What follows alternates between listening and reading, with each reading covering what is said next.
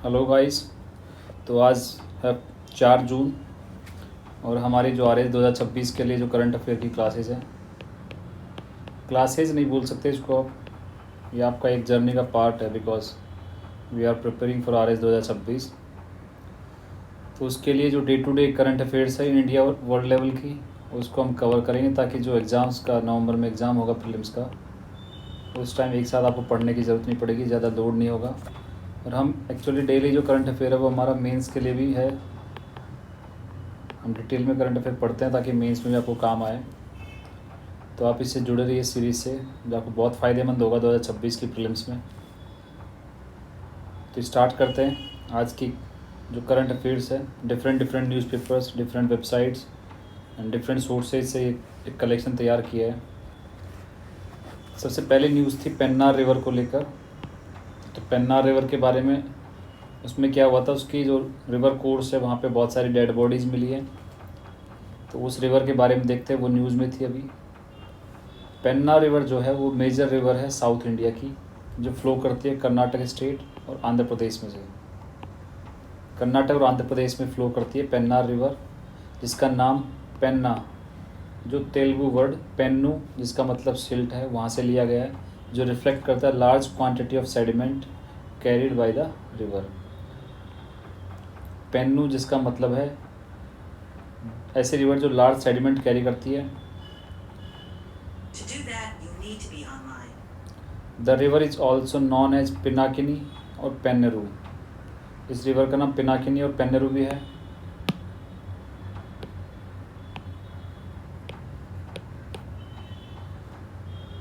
जिसका मेंशन सबसे पहले आपको मिलता है एंशिएंट जो इंडियन टेक्स्ट है, रामायण और महाभारत। रामायण और महाभारत में भी इस रिवर का मेंशन आपको मिलता है पिनाकिनी और पेन्नेरू नाम से। तो आपको आईएएस प्रीलिम्स में जब पूछा जाए पिनाकिनी नाम, पिनाकिनी पूछ सकते हैं, पेन्नेरू पूछ सकते हैं, पेन्नार तो इसका नाम है ही, पेन्ना पूछ सकते हैं। तो ये डिफरेंट नाम से कभी प्रीलिम्स में पूछे जा सकते हैं। ये कर्नाटक और आंध्र प्रदेश में फ्लो होती है। इसका ओरिजिन जो होता है वो नंदी हिल्स जो कर्नाटका में है वहाँ से होता है, और ये फ्लो अक्रॉस द डेक्कन प्लेटू से फ्लो होकर आंध्र प्रदेश में एंटर करती है। उसके बाद ये ईस्टर्न घाट्स के थ्रू वाटरफॉल्स बनाती है और बे ऑफ बंगाल में सबमर्ज हो जाती है नियर वेल्लोर। वेल्लोर नेल्लोर, आंध्र प्रदेश में नेल्लोर एक जगह है, वहाँ पे ये बे ऑफ बंगाल में सबमर्ज हो जाती है। इसकी टोटल लेंथ है 597 किलोमीटर की है।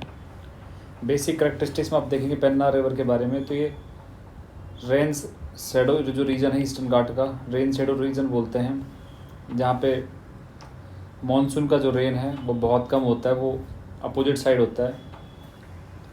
जैसे ये आप मानेंगे इंडियन सब कॉन्टिनेंट है, तो यहाँ पे आपको ये ईस्टर्न घाट्स मिलेगा फ्रेगमेंटेड फॉर्म में, जो टूटी हुई रेंज है बिकॉज ऑफ रिवर्स। तो सबसे ज़्यादा जो रीजन है वो ये वाला पोर्शन है, जो रेन शेडो रीजन है ईस्टर्न घाट्स का, making one of the Andhra Pradesh more water scarce river basin.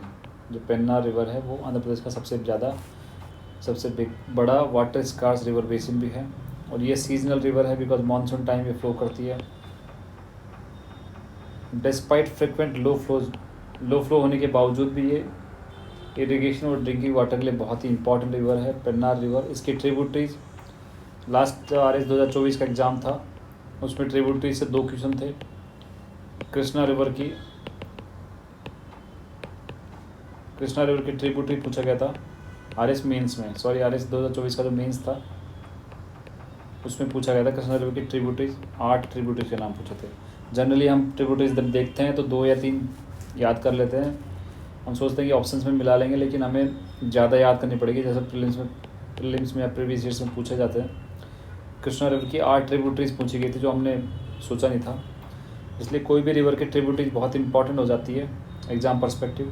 तो पेन्ना रिवर की जो मेजर ट्रिब्यूटरीज हैं उनमें आता है Chitravati river, Papagni river, Cheyyeru river और कुंदेरू रिवर। तो ये आपको याद रखनी है, पेन्नार रिवर की tributaries Chitravati river, Papagni river, Cheyyeru river, Kunderu river. Economic perspective से आप देखेंगे तो इस रिवर को रायलसीमा जो रीजन है मोस्टली आंध्र प्रदेश का एक ड्रॉट प्रोन रीजन है, जहाँ पे सूखा पड़ता है हमेशा, रायलसीमा। उस रीजन के लिए ये रिवर लाइफ लाइन है।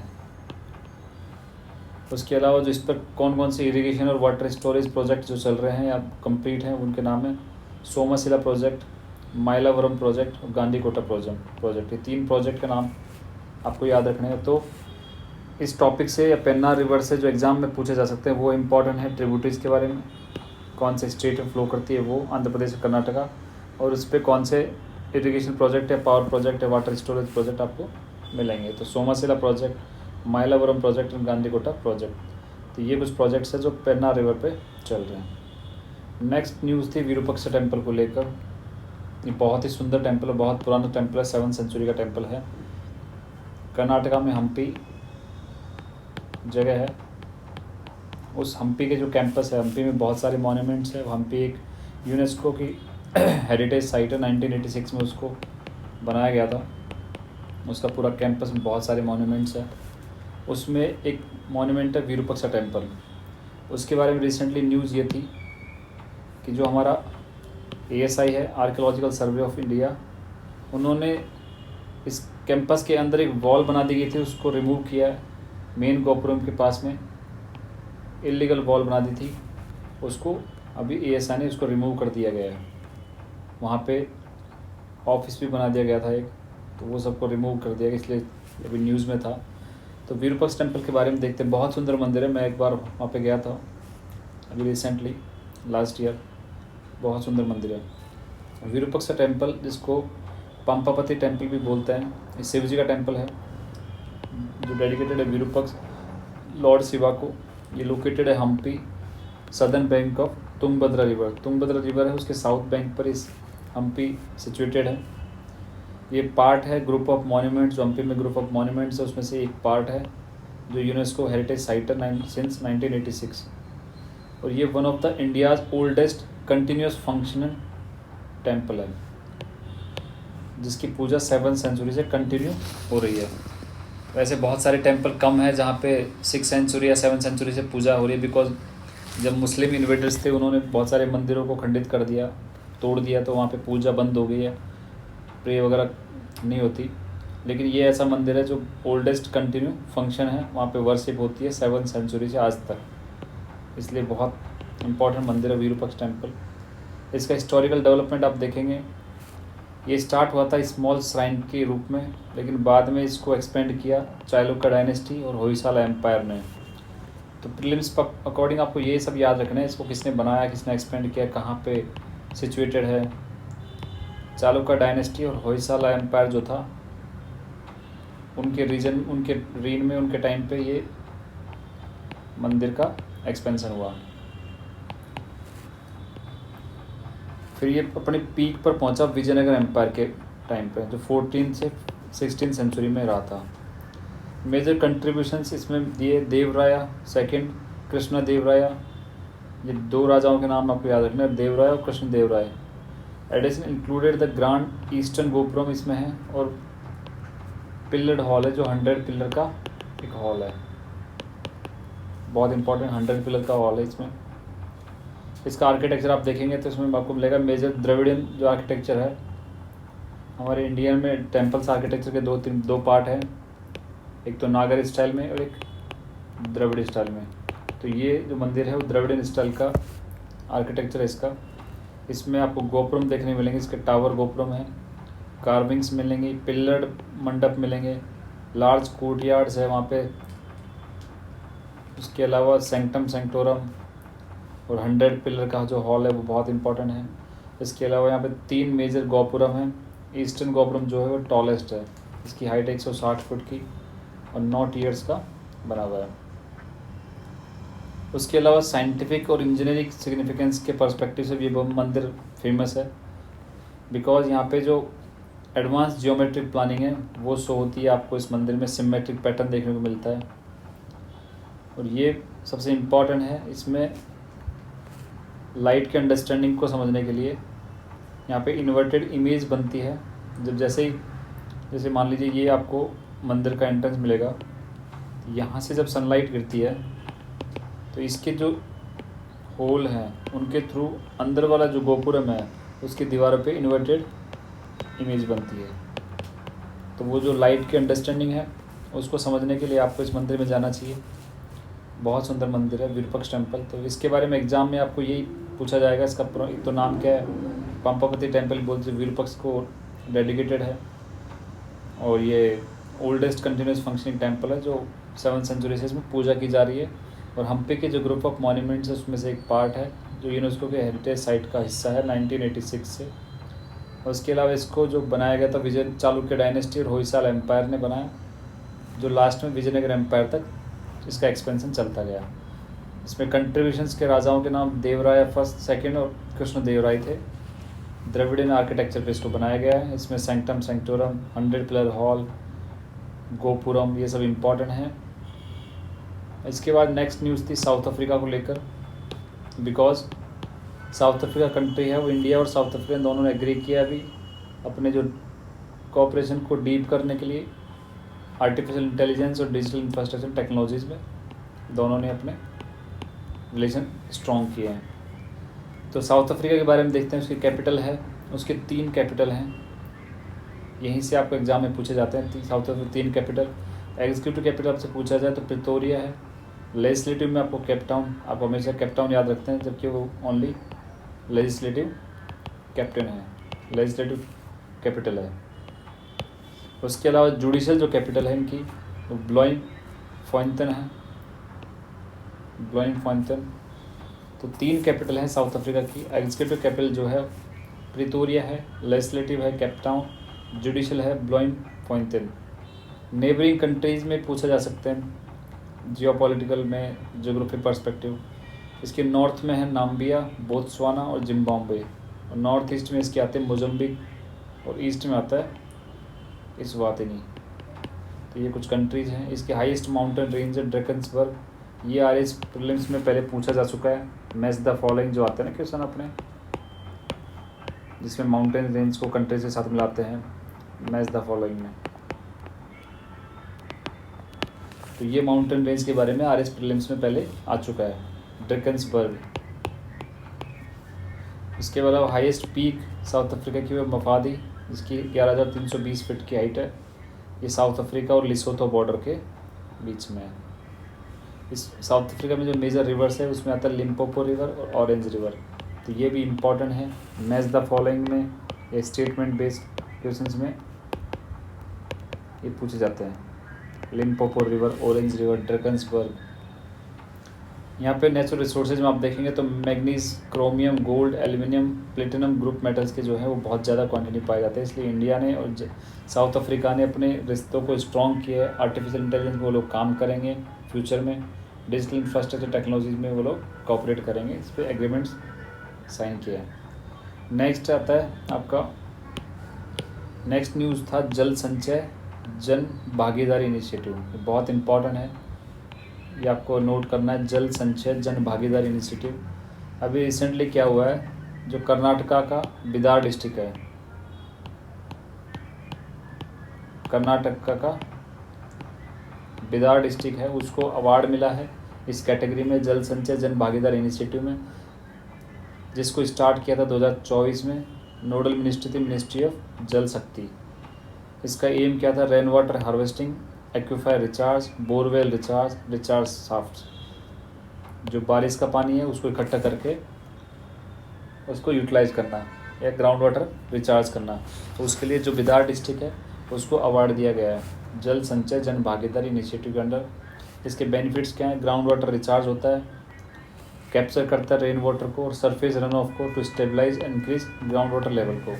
सबसे इम्पॉर्टेंट है ये ग्राउंड वाटर को रिचार्ज करने का जो काम है वो इनिशिएटिव करता है। दूसरा इसका बेनिफिट क्या है, वाटर कंजर्वेशन होता है इससे, बिकॉज कम्युनिटी लेड जो मैनेजमेंट होता है वो यूज़ किए जाते हैं इसमें वाटर रिसोर्सेज के लिए। तीसरा क्लाइमेट रेजिलेंस के लिए भी है। Fourth improved water quality, because artificial जो रिचार्ज है वो नेचुरल फिल्ट्रेशन होता है through soil and helping reduce salinity and contamination.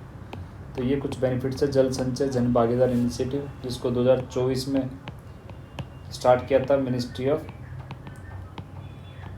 जल शक्ति। इसके बाद नेक्स्ट न्यूज़ आती है आपकी नवाचार मंत्रा इनिशिएटिव। नवाचार मंत्रा इनिशिएटिव इम्पॉर्टेंट न्यूज़ है भी। इसको स्टार्ट किया ministry of skill development and entrepreneurship, MSD। ये आपको याद रखनी चाहिए, आप एग्ज़ाम में प्रीलिम्स में पूछे जाते हैं कई बार कि कौन सी नोडल मिनिस्ट्री थी। पहले तो यूपीएससी में पूछा जाता था, आजकल तो यूपीएससी ने बंद कर दिया। तो RS के एग्ज़ाम्स में स्टेटमेंट बेस्ड जो क्वेश्चन आते हैं, इसमें आपसे 1, 2, 3 स्टेटमेंट दे देंगे, उसमें ये डाल देंगे कि कौन सी मिनिस्ट्री ने इसको स्टार्ट किया था। तो इसको स्टार्ट करने वाली मिनिस्ट्री थी ministry of skill development and entrepreneurship, नवाचार मंत्र इनिशिएटिव। इसका पर्पज़ क्या था? आइडेंटिफाई करना, सपोर्ट करना और स्केल ग्रास रूट्स इनोवेटर्स को, अर्ली स्टेज एंटरप्रेन्योर से उनको सपोर्ट करना, आइडेंटिफाई करना और सपोर्ट करना। इसकी इम्प्लीमेंटिंग एजेंसी मिलेगी आपको national institute for entrepreneurship and small business development. तो ये भी आपको याद रखनी है। उससे टेक्निकल पार्टनर में देखेंगे आप foundation for innovation and technology transfer, उसके साथ IIT दिल्ली। इनका जो सपोर्ट एरिया रहेगा वो एग्रीटेक में, health tech, edtech, education tech, climate, rural commerce और MSMEs में रहेगा। उसके बाद access to mentors, investors, policy makers, industry experts, इनको एक्सेस रहेगा। इनका फोकस है टायर 2 एंड टायर 3 सिटीज़ में, एस्पायरेशनल डिस्ट्रिक्ट्स में और अंडर सर्व्ड जो रीजन्स है वहाँ पे। ये तो हो गया नवाचार मंत्र इनिशिएटिव। इसके बाद आता है नेक्स्ट हेलफायर मिसाइल के बारे में, जो अभी रिसेंटली न्यूज़ में थी, बिकॉज ये इसका नाम है AGM-114 हेलफायर मिसाइल। इसको अभी रिसेंटली US मिलिट्री ने यूज़ किया ईरान वॉर के टाइम। एक टैंक के ऊपर एक टैंक था जो ईरान की तरफ जा रहा था। जैसा US ने अपना पॉलिसी लगा के रखी है स्टेट ऑफ हॉर्मुज़ में, ब्लॉकेड जो लगा के रखा उसने, उस ब्लॉकेड के तहत उसने उस टैंक पर अटैक किया हेलफायर मिसाइल से। ये एक शॉर्ट रेंज मिसाइल है, एयर टू ग्राउंड मिसाइल है, जिसको हेलीकॉप्टर से या एयरक्राफ्ट से यूज़ किया जा सकता है और सबसोनिक टैक्टिकल मिसाइल है। इसको डेवलप किया था US स्टेट गवर्नमेंट ने और उसको मैन्युफैक्चर किया लॉकहीड मार्टिन, जो यहाँ की एक बहुत बड़ी डिफेंस कंपनी है US की। उसने इसको सर्विस में 1984 में सर्विस में लाया गया as an anti tank missile. इसकी रेंज है 7 से 11 किलोमीटर की और स्पीड है इसकी मैक 1.3। तो RS में डिफेंस वाले भी क्वेश्चंस आते हैं, मिसाइल्स के, सैटेलाइट्स के, जो भी रिसेंट डेवलपमेंट्स होती हैं उनके बारे में। तो कुछ भी आप मिस नहीं कर सकते उसको रिगार्डिंग, जो करंट अफेयर है कुछ भी मिस नहीं कर सकते। उसके लिए आपको हेलफायर मिसाइल भी देखनी चाहिए, बिकॉज ये न्यूज़ में थी। इसका गाइडेंस सिस्टम जो था उसमें लेज़र, रडार और इमेजिंग इंफ्रारेड का मिक्सर था। इसके बाद आता है नेक्स्ट एक आइलैंड था सेंट मार्टिन आइलैंड, जो बिलोंग करता है 2 कंट्रीज से। तो ये इसलिए इम्पॉर्टेंट है बिकॉज एक ऐसा आइलैंड है इसको 2 कंट्रीज़ मैनेज करती हैं। ये कैरिबियन आइलैंड ग्रुप में इंक्लूड है, वहाँ पे सिचुएटेड है, जिसमें एक इसका जो नॉर्थ साइड है उसको सेंट मार्टिन आइलैंड बोलते हैं, जो फ्रांस कंट्रोल करता है, और इसका जो साउथ पार्ट है उसको सेंट मार्टिन बोलते हैं, जिसको नीदरलैंड कंट्रोल करता है। ये तो हो गया सेंट मार्टिन आइलैंड के बारे में। नेक्स्ट न्यूज़ थी फीफा 2026 को लेकर। अभी फीफा 2026 होने वाला है। इसमें इंपॉर्टेंट क्या है कि 48 टीम्स इसमें पार्टिसिपेट करेंगी इस बार। जनरली 32 करती थी, इस बार टीम 48 हो गई हैं और इसको 3 कंट्रीज़ में ऑर्गेनाइज़ किया गया है, होस्ट किया गया है, United state, Canada and Mexico. इसके बारे में रिसेंट जो अपडेट्स आएंगी उसको हम कवर करते हैं, बिकॉज इससे क्वेश्चन पक्का आएगा। इसके बाद आता है ब्लू माइक्रोमून। अभी क्या हुआ था, 31 मई को ब्लू माइक्रोमून देखा गया था। ये इवेंट ब्लू माइक्रोमून होता कब है? The event was reported due to coincidence of 2 distinct lunar phenomena occurring simultaneously. 2 distinct lunar जो एक्लिप्स होते हैं वो अगर साथ में होते हैं तब आपको ब्लू माइक्रोमून देखने को मिलता है। ब्लू माइक्रोमून होता है जब ब्लू मून कंसाइड करता है एक माइक्रोमून के साथ में। तो माइक्रोमून के बारे में पता होना चाहिए आपको। माइक्रोमून क्या होता है? Micromoon occurs when the full moon, जब फुल मून होता है near the apogee. Full moon जब अपोजी के पास में होता है तब माइक्रोमून कंसेप्ट इवॉल्व होता है या माइक्रोमून दिखाया जाता है। तो अपोजी भी आपको पता होना चाहिए। अपोजी होता है farthest point from the earth. Opposite term से उसका मतलब है farthest point from earth. Micromoon appears होता है slightly smaller and dimmer than a normal full moon, और opposite of supermoon which occurs near perigee. Perigee क्या होता है? Closest point from the earth. Perigee पर अपोजिट दो terms है, opposite जो फारदेस्ट और पैरोजी नियरेस्ट। इसके बाद नेक्स्ट न्यूज़ थी बोलाइड को लेकर। एक बोलाइड टर्म है या बोलाइड मीटियोर का एक पार्ट होता है। Bolide is exceptionally bright meteor, meteor का एक पार्ट है जो ब्राइटर है, फायरबॉल की तरह दिखता है। That often explodes in the atmosphere, जो एटमॉस्फेयर में ही वो जल जाता है due to intense pressure and heating during atmospheric entry, इसकी वजह से वो फायरबॉल जैसा दिखता है। It is significantly brighter than ordinary meteors and may produce sonic boom भी जनरेट करता है। तो अभी रिसेंटली यूएस में बोलाइड जैसे पार्टिकल्स देखे गए हैं, उसके बारे में न्यूज़ थी। फेमस एग्जांपल्स थे जैसे पुराने बोलाइड के चेल्बिनस्की मीटियोर था, रशिया में 2013 में आया था। सटर्स मिल मीटियोराइट यूएस में 2012 में देखा गया था। तो जब आप यूट्यूब पे देखेंगे इसके बारे में तो 2013 में आया था, उससे समझ में आएगा फायरबॉल जैसा दिखता है। नेक्स्ट न्यूज़ थी जाइनिक को लेकर। जाइनिक एक मेडिसिन है, इसको अप्रूव किया रिसेंटली यूएस का जो फूड एंड ड्रग्स डिपार्टमेंट है और central drugs standard control organisation ने उसको ऑथराइज़ किया है for treating complicated urinary tract infections के यूज़ में। तो जाइनिक एक इंडियन कंपनी ने बनाया, इंडियन फार्मास्यूटिकल कंपनी थी, वॉकहार्ड उसने बनाया, इसलिए इम्पॉर्टेंट है। इसका नोवल इंजेक्टेबल एंटीबायोटिक कॉम्बिनेशन है कैफेमाइन का और जेडेबैक्टम का। तो ये इतना इंपॉर्टेंट नहीं बिकॉज जाइनिक का नाम इंपॉर्टेंट है, उसको किसने बनाया वो इंपॉर्टेंट है बिकॉज वो एक इंडियन फार्मास्यूटिकल कंपनी थी वॉकहार्ड। नेक्स्ट इंपॉर्टेंट न्यूज़ थी हल्मा प्रैक्टिस। ये बहुत ही इम्पॉर्टेंट है, वेरी वेरी इंपॉर्टेंट, आप लगा के रखिए आरएस के एग्ज़ाम्स के लिए। हल्मा प्रैक्टिस क्या था? हल्मा प्रैक्टिस एक ट्रेडिशनल हल्मा प्रैक्टिस है, इसको रिवाइव किया रिसेंटली। एक बोरपाड़ा विलेज है झाबुआ डिस्ट्रिक्ट एमपी में, जहाँ पे villagers restored silted public well, silted public well था उसको रिस्टोर किया वापस थ्रू कलेक्टिव वॉलंटियर लेबर। आपस में लोगों ने कलेक्टिव लोगों ने काम करके उसको रिवाइव किया है। तो ये एक प्रैक्टिस थी हल्मा प्रैक्टिस। हल्मा क्या थी? एक एज ओल्ड ट्रेडिशन था भील ट्राइब का, जहाँ पे श्रमदान किया जाता था, वॉलंटियर लेबर की जाती थी और कम्युनिटी कोऑपरेशन हुआ करता था। तो उसको रिवाइव करके एक पब्लिक वेल था जो सिल्टेड था, उसको इन्होंने ठीक किया है, रिवाइव किया है। हल्मा में क्या होता है? People work together to solve common problems without wages. बिना पैसे के लोग एक दूसरे की मदद करते थे, कॉन्ट्रैक्ट्स पे काम होते थे और एक्सटर्नल इंसेंटिव्स के बिना वो लोग एक दूसरे की हेल्प करके कम्युनिटी लेड डेवलपमेंट करते थे। जैसे कहीं किसी का तालाब साफ़ करना हो वो साफ़ करते थे, कोई नदी का काम करना हो या किसी का कोई पानी का जो पुराना सिस्टम है इकट्ठा करने का, वो सब जो कम्युनिटी वाले जो काम हैं, कम्युनिटी कोऑपरेशन वॉलंटरी लेबर पर जो श्रमदान करके किए जाते थे उसको हल्मा प्रैक्टिस बोलते थे। ये प्रैक्टिस किया जाता था मेनली मध्य प्रदेश में, राजस्थान में, गुजरात में और महाराष्ट्र जैसे स्टेट्स है वहाँ पे। इसका यूज वाटर कंजर्वेशन वर्क्स में किया जाता था, जैसे कुआं साफ़ करना हो गया, रिस्टोर करना हो गया, हाउस कंस्ट्रक्शन हो गया, एग्रीकल्चरल एक्टिविटीज़ होगी, स्मॉल डैम्स पॉन्ड्स हो गए, इन सब में इसको किया जाता था। तो हल्मा प्रैक्टिस अभी रिसेंटली बोरपाड़ा विलेज है झाबुआ डिस्ट्रिक्ट में मध्य प्रदेश में, वहाँ पे इसको रिवाइव किया है, तो इसलिए इम्पॉर्टेंट है। तो ये आज 4 जून 2026 की करंट अफेयर्स थी जो हमने कंप्लीट की। तो ऐसे हम डेली 10 से 15 मिनट आपका जाएगा, लेकिन आप इसको कवर कर सकते हैं बिकॉज आपको बहुत फ़ायदा होगा जब एग्ज़ाम होगा। तो आप डेली 10 से 15 मिनट इसमें दीजिए।